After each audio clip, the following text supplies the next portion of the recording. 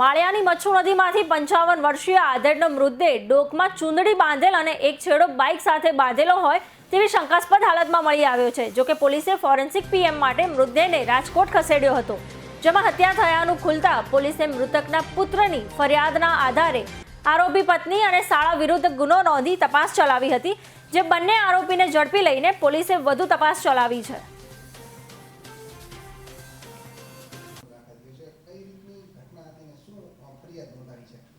આ બનાવમાં તારીખ 4ના રોજ સાહિલભાઈ હાજીભાઈ મોહર નામના એક વ્યક્તિએ ફરિયાદ લખાવી અને એમના પિતા હાજીભાઈ અબ્દુલભાઈ મોહરનું આમાં મૃત્યુ થયેલું છે। બનાવમાં પહેલાં એવી હકીકત જાહેર થઈ હતી કે તળાવમાં પાણીમાં ડૂબેલી લાશ એક મળી આવી અને એની સાથે મોટરસાઇકલ પણ એનું તળાવમાંથી મળી આવ્યું।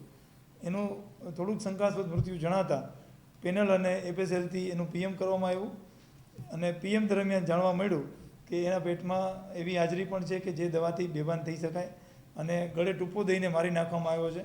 પછી એની લાશ છે પાણીમાં ડમ્પ કરવામાં આવી છે, જેથી આ અંગે હત્યાનો બનાવ દાખલ કરવામાં આવ્યો અને બનાવની તપાસ દરમિયાન પોલીસે શોધી કાઢ્યું કે આ બનાવ છે એમાં ખૂન કરનાર એના પત્ની અને મરણ જનારના શાળા પોતે જ છે અને બનાવનું કારણ પણ એવું છે કે એની દીકરી ઉપર પોતે નજર નાખતો હતો, જેનાથી નારાજ થઈ અને માએ પોતે કરેલું છે।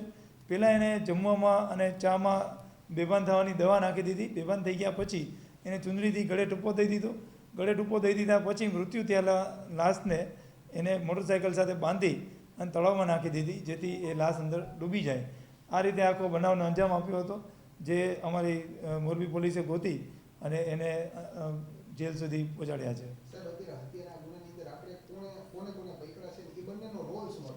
અત્યારે હત્યામાં છે એ ઇમરાનભાઈ હૈદરભાઈ ખોડ અને શેરબાનુ વાઇફ ઓફ હાજી મોહરને પકડ્યા છે। એમાં શેરબાનુ હાજી મોહર છે એને આખું આ જે છે એ મર્ડરના બનાવનો અંજામ આપ્યો, એને જ ચા અને શાકભાજીમાં જે ખાવામાં બેભાન થવાની દવા છે એ નાખી અને ઇમરાનભાઈ એને મદદ કરેલી હતી આ કામમાં।